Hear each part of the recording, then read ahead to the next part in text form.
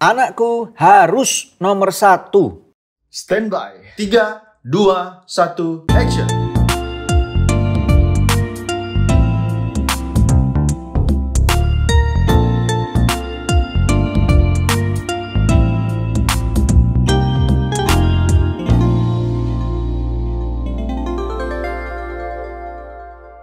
Kalimat ini menjadi sesuatu hal yang cukup sering kita dengar ya di kalangan antara orang tua, terutama ketika kita kumpul dengan sesama dengan para moms orang tua or lainnya dads gitu ya. Ketika anak-anak kita di sekolah masih kecil gitu ya, dan kemudian ketika ada satu orang nyeletuk mengatakan bahwa anakku ini udah bisa kayak gini. yang Terus, lain nggak mau kalah. kalah. Anakku juga udah bisa Anakku gini. udah bisa kayak gini loh. Selalu berusaha untuk membanggakan anaknya dan kemudian akhirnya sampai terbawa menjadi satu kesimpulan bahwa pokoknya anakku harus nomor 1. Nah ini menurut kamu gimana?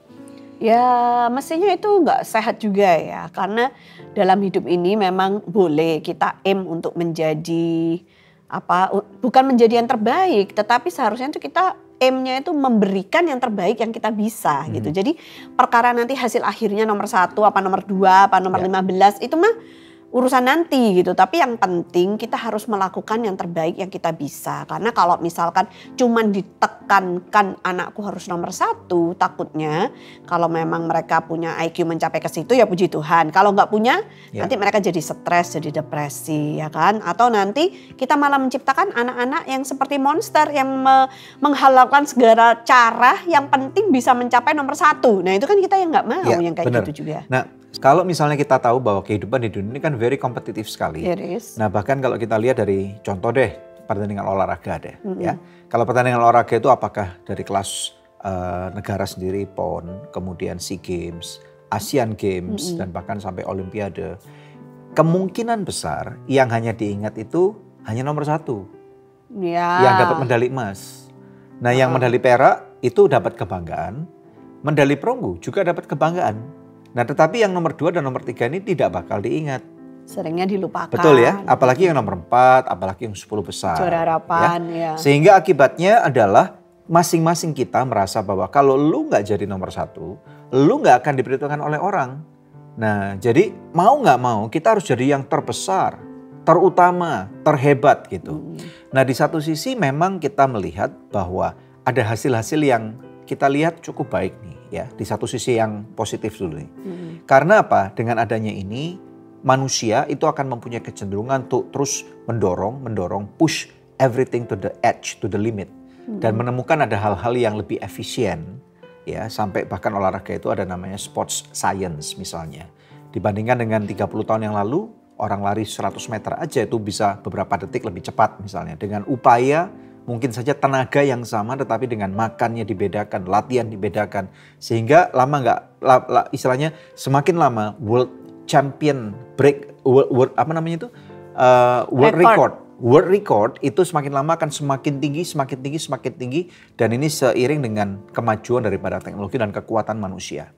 Namun di sisi yang lain kita juga perlu tahu, kita perlu buka mata, buka telinga lebar-lebar bahwa ternyata egoisme manusia semakin memuncak. Dan bagaimana dengan kalau misalnya orang itu tidak bisa mencapai posisi nomor 1. Yang terjadi kita melihat bahwa tidak sedikit daripada para atlet atau orang-orang yang sudah didesak untuk menjadi nomor 1 unggul mulai dari kecil sampai dia besar, dewasa bahkan sampai tua. Akibatnya mereka terkena gangguan mental gitu ya. Mereka depresi dan kemudian bahkan mereka tidak bisa menerima kekalahannya diri sendiri. Dan bahkan kita mendengar ada orang-orang yang bahkan kaya raya, punya posisi, tapi ended up apa? Mati bunuh diri. Karena apa? Dia nggak tahan, nggak bisa memanage kekalahannya itu. Nah di episode ini kita belajar untuk bagaimana caranya supaya orang tua mempunyai pandangan yang objektif, seimbang, supaya anak-anak tidak jadi korban daripada apa yang menjadi emosi ataupun ambisi orang tua. Iya. Jadi kalau kita mau ngomong tentang parenting hari ini ya kan, jadi anak-anak itu dari kecil udah harus ditetapkan dulu tentang apa hal-hal yang benar, hal-hal yang salah, batasan-batasannya itu sudah harus dipatokkan dulu sama orang tua sampai terinternalisasi di dalam diri anak ya kan, sehingga tingkah laku anak itu mengikuti patokan yang sudah diberikan oleh orang tua. Tentunya standar benar dan salah itu harus kembali kepada firman Tuhan karena itu udah standar kebenaran yang tertinggi.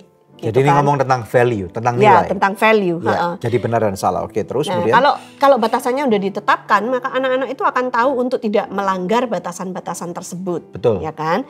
Nah, kalau melanggar, maka akan ada konsekuensi yang harus ditanggung sama anak-anak. Jadi anak-anak, kenapa harus ada konsekuensinya? Supaya anak-anak ini belajar tentang tanggung jawab. betul. Belajar tentang arti konsekuensi. Sehingga nanti ketika mereka dewasa, kita tuh mau menciptakan anak-anak yang bijaksana, yang berhikmat, yang penuh tanggung jawab gitu kan. Yang tahu kalau salah berarti ada konsekuensi yang akan mengikuti. Kita nggak mau punya anak-anak yang sembarangan hidupnya, sembrono. Lalu Ya. kalau melakukan kesalahan mereka nggak mau tanggung jawab ya. Ya. Itu kan terpulang lagi asal muasalnya dari bagaimana orang tua mendidik anak-anaknya ketika mereka masih kecil. Betul. Dan bahkan bukan cuma mendidik, tetapi orang tua dapat memberikan contoh ya, panutan. Karena apa yang orang tua didikan atau ajarkan kepada anak-anaknya, tetapi kalau tingkah laku mereka tidak mencerminkan apa yang mereka omongkan kepada anak-anaknya, anak-anaknya akan istilahnya melihat bahwa orang tuanya ini pakai topeng, kepalsuan. Nah, makanya orang tua sangat penting sekali untuk mengingat bahwa apa yang kamu mau raih dalam kehidupanmu ini akan tersalurkan juga. Bagaimana ambisi itu, drive itu, rasa lapar itu akan tertular kepada anak-anak kita. Ya. Nah, maksud saya gini juga, kita nggak boleh naif juga ya, bahwa maksudnya bukan berarti oh ya udah kalau gitu nyantai-nyantai aja. Dalam kehidupan memang kita nggak boleh nyantai-nyantai, karena kalau dalam kehidupan kita main-main, nyantai-nyantai, orang bilang kue sera-sera, whatever will be, ya, maka kita akan jadi orang yang terombang-ambing dan tidak punya pendirian. Nah, itu kan tugas orang tua untuk Betul. menentukan goal kamu apa gitu Ya, kan ya, di tahun ini, betul. di bulan ini apa yang mau dicapai. Nah, tapi dalam menetapkan goal juga orang tua harus reasonable ya Daniel ya, karena zaman sekarang ini banyak sekali orang tua yang kompetitif. Katakanlah dulu dia tidak bisa difasilitasi seperti yang dia punya sekarang untuk anaknya. Jadi dia kayak mau unjuk gigi, mau menunjukkan kalau anaknya hebat. Sehingga goal yang ditentukan orang tua seringkali juga nggak masuk akal gitu loh. Anak zaman sekarang itu sekolahnya udah berat. Ya. Mereka pulang sekolah udah sore. Masih harus ditambah les-les yang beraneka ragam. Minimal 2-3-4 les ya, anak-anak ya. Terus masih lagi nanti ditambah harus ikut lomba-lomba gitu kan ya. Anak-anak juga perlu diukur kestabilan emosinya, jangan sampai mengejar semuanya ini lalu mereka nggak happy. Terus buat apa? Ya, gitu kan? kita perlu tahu juga memang istilahnya di dalam kehidupan yang very kompetitif ini sebagai orang Asia gini ya. Nggak bisa dipungkiri bahwa kalau dibandingkan dengan orang-orang dari kultur budaya barat gitu ya. Mereka lebih lenient terhadap anak-anaknya. Ya, orang-orang bule, orang-orang Australia, orang-orang Amerika, mereka lebih lenient. Orang tua dikatakan ada istilah gini, helicopter parents. Helicopter parents itu adalah orang tua yang selalu mau melihat anaknya ngapain nih, atau tiger mom gitu ya. Ada istilah tiger mom itu adalah mama yang selalu kejem sama anaknya supaya apa, harus les ini, harus les itu, sudah diperhatikan. Apalagi kalau sekolahnya kalau kamu sampai dapat B gitu ya, kamu akan dihukum, kamu akan di-strap, kamu akan dipukul, gak boleh makan bila perlu. Karena apa? Kenapa kok harus dapat A? Because we are Asian. Gitu. Ya, namanya aja Asian gitu ya. Bukan vision. Bukan vision tapi Asian gitu. Jadi makanya itu kalau terutama orang-orang Asia, memang tidak bisa dipungkiri orang-orang Asia itu memiliki satu keunggulan di mana orang-orang Asia ini ulet gitu ya. Ditempatkan di mana aja karena ras penduduk terbesar itu adalah orang Asia loh. Oh, I didn't know Ya, that. dan benua terbesar dan akibatnya apa? Orang-orang dari contoh ya, 2 negara terbesar dari negeri Cina, dari negeri India, itu aja sudah mungkin 3 miliar. Udah Asia ya, iya Iya kan? Sudah 3 miliar, belum lagi ditambah dengan orang Jepang, orang Korea, ya, orang Indonesia, orang Malaysia. nomor 4. Jadi mungkin saja total populasi daripada orang-orang Asia itu lebih daripada 50%. Sehingga mendominasi kehidupan yang ada di muka bumi ini, dan memang ini asalnya dengan begitu rupa ini terserak berak ke seluruh muka bumi dan harus kompetisi sekali. Dan pendatang itu biasanya bermigrasi ke suatu tempat yang baru, mereka nggak punya advantage dan mereka harus bekerja lebih keras gitu ya. Makanya di sini kita sekali lagi kita tidak mau menjadikan anak kita itu sebagai suatu ajang ambisi pribadi, betul. Terutama apa-apa yang orang tua gagal raih dalam kehidupannya, dan kemudian dengan menuntut berlebih-lebihan sehingga anaknya akibatnya di usia yang seharusnya mereka main-main, atau mereka fooling around, akibatnya mereka udah nggak ada stressful. waktu untuk main. Dan zaman sekarang udah cukup banyak juvenile yang bunuh diri, anak-anak muda yang bunuh diri gitu ya. Padahal bermain itu sangat penting buat anak-anak karena mengembangkan daya imajinasi, kreativitas gitu, Yes. yang mana zaman sekarang itu kreativitas itulah yang justru dicari oleh orang-orang zaman modern ini, betul, ya kan. betul. Nah, dalam orang tua menentukan goal yang ingin dicapai sama anaknya, alangkah baiknya kalau didiskusikan sama-sama dengan anaknya. Apalagi anak-anak yang udah lumayan masuk usia pra-remaja, remaja udah bisa diajak ngomong, diskusi gitu kan. True. Masuk akal nggak ini, kamu kecapean nggak, misalnya gitu kan. Kamu bisa nggak, jadi anaknya itu dilibatkan untuk mengambil keputusan gitu kan. Jangan sampai berharap anaknya tuh harus sempurna gitu. Mana ada sih anak sempurna di dunia ini? Karena kita sendiri loh jadi orang tua juga bukan orang tua yang sempurna. Tidak ada orang tua yang sempurna. Iya, so it's not fair kalau orang tua mengharapkan anaknya sempurna, sedangkan orang tua sendiri tidak bisa menjadi orang tua yang sempurna. Setuju, Gitu kan? setuju. Kita semua ini pada dasarnya adalah manusia yang sudah jatuh dalam dosa, itu yang dikatakan oleh firman Tuhan, nggak ada pengecualian. Ya, Kita tidak semua ada. adalah manusia berdosa, jadi pasti punya yang namanya kelemahan, kekurangan, nggak ada yang sempurna gitu kan. Nah, Menurut Debbie, perlu nggak kita hidup berkompetisi? perlu, tapi tidak berkompetisi setiap hari dan setiap waktu. Dan kalaupun kita berkompetisi, seharusnya itu bukan dengan orang lain, tapi dengan diri kita sendiri. Bisakah aku menjadi Debbie yang lebih baik hari ini dibandingkan dengan aku yang kemarin gitu. Ya, berarti berkompetisi secara sehat ya. Ya, Artinya anak-anak kita perlu diajar bagaimana mereka harus dealing dengan kekalahan. yes, of course. Karena bukan cuma upaya untuk menang, karena seseorang juara, apakah misalnya juara tenis, misalnya juara golf, juara bulu tangkis gitu ya, juara main catur. Untuk mencapai level kejuaraan sendiri itu tidak mudah dan diperlukan satu endurance, dan kemudian yang nomor 2 diperlukan konsistensi, diperlukan juga kecerdasan, apakah itu kecerdasan otak atau memori, muscle memorinya atau strategi yang kuat, sport science dan macam-macam.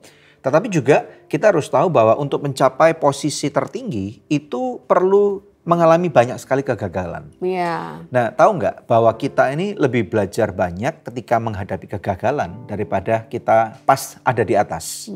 Ya, karena pada di atas kita dipuja orang, kita dihormati, people look up to us. Tetapi ketika kita gagal, kita harus berurusan dengan rasa yang nggak enak itu. Ya, betul ya, rasa yang nggak enak, rasa tertolak, rasa kok Malu. gua bego banget gitu ya, malu dan yang macam-macam gitu ya, dan terhempaskan ke bawah. Tetapi justru di sana kita nih harus membangun kekuatan kita, betul. bertahan. Betul. Nah, masalahnya percuma kalau kamu akhirnya juara dunia, juara 1, tetapi mencapainya dengan kelician. Kamu sikut kiri, sikut kanan, kamu membunuh orang, kamu Akhirnya nggak punya teman kan. kemudian kamu hack data orang. Percuma kan? Berarti Iya. ini adalah suatu progresnya palsu. Iya. Padahal yang kita tahu sebagai anak Tuhan tentunya kita harus menjadi excellent dong. Ya, excellent ini menurut aku adalah excellent ini bukan end productnya. Jadi nomor 1 ini tidak seharusnya menjadi end product daripada kehidupan kita sebagai manusia. Tetapi prosesnya kita. Kalau Tuhan izinkan ya puji Tuhan. Kalau tidak yuk kita pelajari. Yang terpenting apakah nama Tuhan dipermuliakan ketika kita menang ataukah ketika kita kalah. Ya. Kalau kita menang tapi kita mencuri kemuliaan bagi Tuhan ya percuma. Kalau kita kalah, kita kemudian bunuh diri juga percuma. Ya. Jadi bagaimana Tuhan dipermuliakan ketika kita baik di atas ataupun di bawah. Ya, tipe anak kan berbeda-beda ya. Memang ada anak-anak yang katakanlah nggak terlalu kompetitif gitu, males lah dia kalau disuruh memacu dirinya. Maka tuh orang tua perlu memberikan motivasi, memberikan semangat, dorongan. Ayo kamu bisa lebih bagus daripada hari ini. Kamu pasti bisa meraih yang lebih tinggi lagi gitu ya. Tapi ada anak-anak yang udah pada dasarnya adalah high achiever. Ya, tanpa dimotivasi gimana-gimana mereka memang pengen untuk bisa kapasitasnya lebih besar. unjuk diri gitu kan, untuk meraih kesuksesan gitu. Nah, buat anak-anak yang high achiever, kita juga perlu mempersiapkan mereka loh. Karena hidup itu nggak selamanya tentang kesuksesan, kemenangan. Mereka juga pasti akan pernah mengalami yang namanya kekalahan, kegagalan. True. Nah, apa yang harus dilakukan ketika kamu gagal? Apa yang harus dilakukan ketika kamu kalah? Dasar bego, gitu aja nggak bisa. Masa kalah sama anak tetangga itu, memang kamu ini nggak bisa apa-apa, nggak berguna gitu. Memang dia lebih pintar. Nah, kalau orang tua ngomongnya aja udah kasar, penuh makian, caci anaknya. maki, menghina anaknya sendiri, mengkerdilkan mereka, maka anaknya itu akan bertumbuh dengan kelainan kejiwaan gitu loh. Betul. Ya kan. Tapi orang tua yang bijaksana akan mengajarkan kepada anaknya, oh nggak apa-apa, meskipun kamu kalah hari ini, tapi bukan berarti kamu tidak akan punya kesempatan menang, ya kan? Kalaupun kamu gagal hari ini, belajar dari kekalahan kamu, dari kegagalan kamu, supaya kamu bisa lebih baik lagi di kompetisi yang akan datang, gitu kan? Sama memberitahukan kepada anak-anak, asalkan kamu sudah mencoba yang terbaik, maka kegagalan itu hanya keberhasilan yang tertunda. Ya kan, kamu bukan kegagalan dan kamu bukan kesalahan gitu. Terus anak-anak juga harus diberikan dorongan supaya mereka bisa sportif. Kalaupun kalah, mereka bisa menjabat tangan yang menang dan mengucapkan selamat ya, kamu tadi bagus banget mainnya. Loh, misalnya itu gitu ya kan. Karena jarang gitu anak-anak yang bisa menerima kekalahannya dan menghargai kemenangan orang lain. Sedangkan kita perlu orang-orang dewasa yang sportif. Setuju. Ada satu ayat dalam firman Tuhan nih ya yang bisa kita baca untuk sebagai satu fondasi kita nih ya. Filipi 2 ayat 3 dikatakan yang bagian B ya. Sebaliknya hendaklah dengan rendah hati yang seorang menganggap yang lain lebih utama daripada dirinya sendiri. Kalau dalam bahasa Inggris bagus banget, esteem yourself not higher than other people. Jadi esteem ini kan bagaimana kita memandang diri kita sendiri. Jadi esteem ini ya adalah suatu, kalau misalnya kita lihat timbangan itu neracanya, esteem ini berarti 0. Justru 0 ini yang harus kita cari. Kalau low self esteem berarti ini minus. Timbangannya defisit berarti. Berarti dia minder. Ini bukan introvert ya, tapi minder, inferior. Dia harga dirinya jatuh. Tetapi kemudian ketika high self esteem ini plus kan. Nah biasanya orang berpikir plus ini bagus. Tetapi padahal high self esteem ini mempunyai suatu kecenderungan. Dia memang high achiever tadi itu. Tetapi pada saat bersamaan kalau prosesnya salah dia bisa sombong. Dan dia bisa menghina bahkan membuli orang-orang yang low achiever. Atau low self esteem tadi itu. Bisa. Nah jadi akibatnya yang perlu kita lakukan adalah kembali kepada titik 0 tadi ini. Titik 0 adalah titik keseimbangan. Sama dengan audio, ketika kita buat podcast ini kan audio direkam. Jadi goalnya ternyata bukan merah nih, bukan peak. Karena kalau misalnya udah dB-nya lebih daripada 3, ini akan nggak bisa dipakai audionya. Demikian kalau misalnya minusnya di bawah 6, ini nggak bisa dipakai. Justru yang dicari adalah titik tengahnya ini 0. Gitu ya. Jadi dalam kehidupan kita, mari kita berporos lagi untuk mengenolkan diri kita. Dengan tujuan supaya apa? Ketika kita meraih ada hasil yang nomor 1, terjadi pada diri kita, terjadi pada anak-anak kita. Yang terjadi adalah kita akan berkata, bersyukur kepada Tuhan loh. Karena yang rupanya yang aku bisa lakukan ini ya cuma terbaik. Tetapi Tuhan menganugerahkan ini buat aku. Memberikan kemurahan ini dan aku diberkati dengan posisi nomor 1 di kelasku, di cabang olahragaku, di keuanganku, di mobilku paling bagus dan macam-macam. Dan bahkan aku dapat rekognisi yang terhebat. Misalnya seperti itu. Jadi bisa memberikan kemuliaan kembali kepada Tuhan ketika mengalami kemenangan. Gak menjadi orang yang sombong, yang jumawa. Gitu dan bahkan tahu bahwa oh ini memang kalau aku jatuh, aku pun Roma 8 ayat 28 berkata, segala sesuatu pasti terjadi untuk kebaikan. Aku bisa belajar dari kejatuhanku ini. Gitu. Anak-anak itu perlu tahu bahwa mereka itu disayang bukan karena prestasi mereka. Mereka disayang sama orang tuanya karena mereka adalah anak dari orang tua mereka. Gitu kan ya. Jadi it doesn't matter, maksudnya nggak masalah. Nilaimu berapa di kelas, juara berapa ya kan. Tapi kamu adalah anaknya Mami Dedi. Jadi Mami Dedi sayang sama kamu, bangga sama kamu. Bukan karena apa yang kamu lakukan gitu ya kan. Bukan karena apa yang bisa kamu capai. Seringkali orang tua tuh bangga sama anaknya kalau juara 1, kalau menang lomba. Itu anakku itu. Ya kan. Tapi proses sehari-harinya tidak pernah dihargai. Justru yang harus dihargai itu adalah prosesnya. Ketika dia rajin belajar di rumah. Nah itu harus dipeluk. Pinter ya, kamu anak yang rajin. Itu yang harus diapresiasi. Sehingga dia akan termotivasi untuk rajin terus. Orang yang rajin pasti hasilnya nanti akan baik gitu. Otomatis itu end produknya mengikuti dari proses yang sudah dijalani. Gitu. Karena ada banyak anak-anak yang pintar tapi dia nggak rajin. Akibatnya dia nggak mau belajar kurang 2 hari atau bahkan kurang 1 hari atau kurang 6 jam. Sebelum ulangan baru dia belajar. Oh itu stresnya tingkat tinggi. Dan ini akan jadi orang yang uring-uringan selalu gitu ya, dan istilahnya moodnya akan naik turun dan ini nggak bagus gitu. Nah ada kalau zaman dulu, aku nggak tahu kalau zaman sekarang ya. Kalau zaman dulu itu aku sering dengar gini, kalau sampai lu nilainya di bawah ini, lu bukan anak apa-apa. Waduh, itu Lu bukan apalagi anak kayak mama. gitu. Jadi ini mungkin orang tuanya memberikan suatu ancaman yang dalam tanda kutip. Ini cuman menggoda anaknya. Tetapi anak kecil tidak mempunyai pengertian, pikiran bahwa ini cuman goro-goroan orang tuanya. Karena istilahnya kan orang tua bisa aja ngomong seperti itu, tapi anak nggak punya istilahnya dalih atau menjawab atau ngomong kalau sampai papa mama nggak pulang naik Mercy berarti bukan orang tuaku. Gitu. Nah kan nggak bisa. Iya. Ya kan jadi anak-anak akan berpikir, oh ini berarti papa mama serius nih. Jadi aku mengejar supaya aku kalau enggak dibuang dari anak nih. Nggak jadi anaknya mereka, diusir dari rumah. Jadi gitu. mereka merasa bahwa aku dicintai kalau nilaiku sekian. 8 ke atas atau bahkan 100. Aku punya loh dulu waktu SMA, temen ini pintar banget ya. Inisial namanya A gitu aja. Namanya aja A, Asian gitu ya. Cewek. Dan kalau misalnya kita itu beberapa mata pelajaran, kalau aku sama teman-temanku dapat 7 itu udah bangga banget, 8 udah puji Tuhan banget. Kalau dia 9,5 itu dikasih tulisan di agenda dia itu warna merah. Oh ya, jadi harus 100 gitu. Yes. 9,5 itu merah. Dan nilai dia tuh straight A. Wow. Dan modelnya persis kayak buku. Gitu.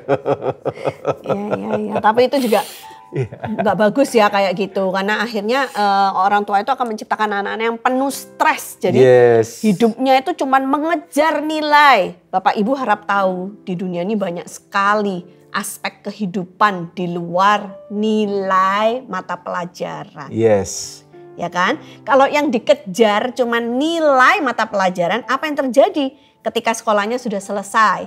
Ketika anakmu sudah mendapat gelar, terus mereka ngejar apa? Kehilangan sense of identity. Exactly. Itu akan menjelaskan kenapa banyak sekali orang-orang yang pintar di sekolah secara akademis, yang nilainya tinggi-tinggi, tapi kemudian tidak bisa menerapkannya di dalam hidup mereka sehari-hari. Betul. Tahu nggak? Makanya kalau secara pribadi ya, kalau misalnya ya memang anak-anak kita nggak ada yang misalnya sampai lompat berapa level gitu ya.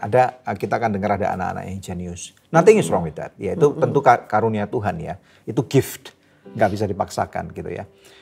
Contoh ngelihat satu film serial yang kita sering lihat sama James itu judulnya The Young Sheldon itu kan keren banget. Anak ini pintar banget. Nah kalaupun ada anak-anak yang very high achiever dan bahkan sudah jenius dan dia bisa mungkin umurnya baru 7 tahun, sudah lulus SMA gitu. Kalau menurut aku, ya kalau memang jenius, nggak maksa ya apa boleh buat. Tetapi kalau dipaksakan harus naik lompat 2-3 level dan anaknya harus istilahnya ngejar susah payah, kasihan. Karena begitu udah masuk usia dewasa, 21 tahun ke atas, ini semua nggak ada artinya.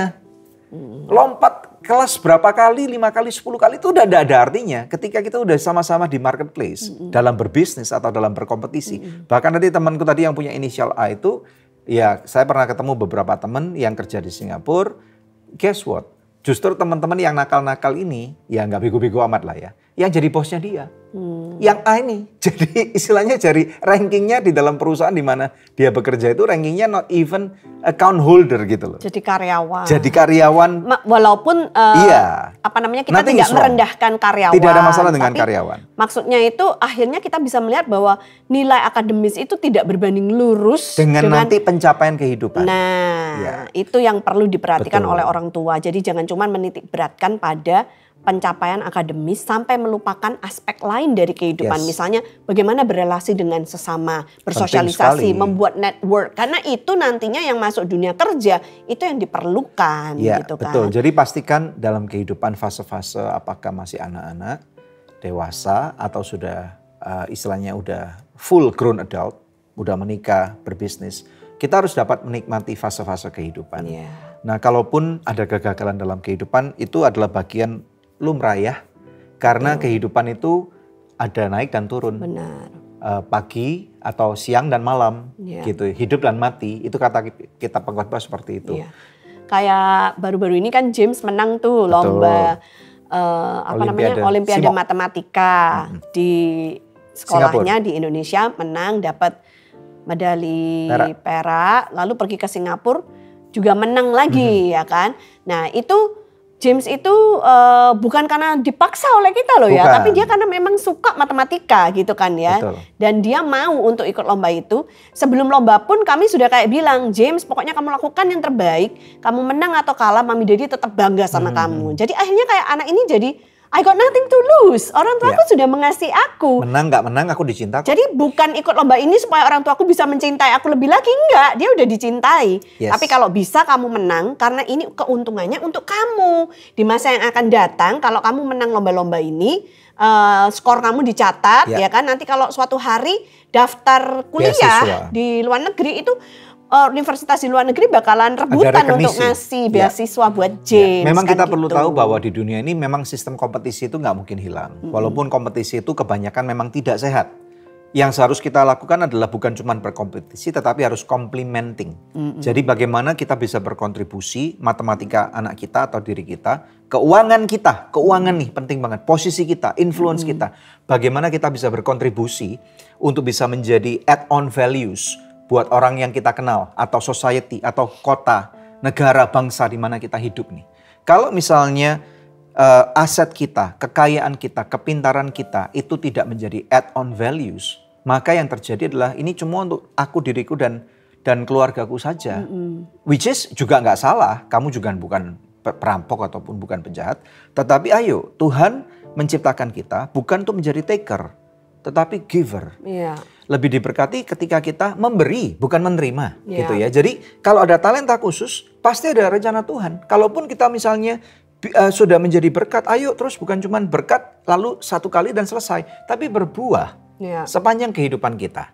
Dan bahkan orang-orang di dalam Alkitab, ada Yusuf, ada Daniel, Sadra, Mesa, Abednego. Yusuf aja deh, dia nggak pernah menjadi raja loh di Mesir, tetapi top menjadi Perdana Menteri di Mesir. Itu cuma orang nomor 2. Nah di sana kita dapat melihat bahwa menjadi orang nomor 1 ini tidak selalu menjadi bagian daripada rencana Tuhan dalam kehidupan kita. Yang terpenting Kristus yang menjadi nomor 1 terutama dalam kehidupan kita. Ya. Kalau hari ini kalian mengalami kegagalan dan susah untuk bangkit, kami punya buku baru nih. Nah buku ini bagus banget, ini buku nomor 5 dari Daniel dan Debbie yang kami tulis. Judulnya apa? Bangkit lagi. Bangkit lagi, ya, dengan satu tagline, The Perfect Storm from Ashes to Victory. Kamu hari ini mungkin berada di dalam abu kegagalan ataupun duka cita. Tapi jangan izinkan selamanya kehidupan begitu kejam kepada kamu. Kamu adalah umat lebih daripada pemenang, dan yang bisa menjadikan kamu victorious bukan cuma karena upaya kamu, tetapi karena Tuhan sudah mengasihi kamu. Pemirsa sekalian, dapat buku ini bisa dapatkan dari Tokopedia. Ada linknya, langsung di scan QR yang ada, dan kemudian dapatkan buku ini dan taburkan kepada orang lain supaya kita sama-sama bisa bangkit daripada setiap keterpurukan kita. Ya, kalau Anda diberkati, jangan lupa bagikan ulang link episode hari ini supaya lebih banyak orang bisa belajar bersama-sama dengan kita. Karena Love Revolution, karena cinta perlu perjuangan dan tindakan nyata. ciao. Ciao.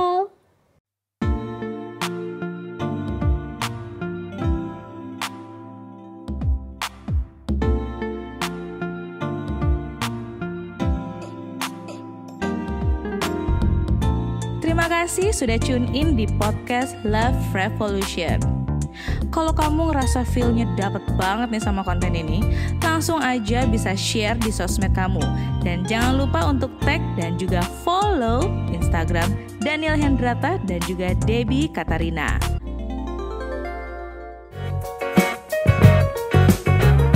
KDRT itu cukup banyak dilakukan, terutama yaitu dalam rumah tangga Kristen. 40% ini tidak melulu jemaat saja loh. Ada juga gembala, ada juga pemimpin gereja, ada juga pekerja-pekerja gereja, ketua kelompok sel.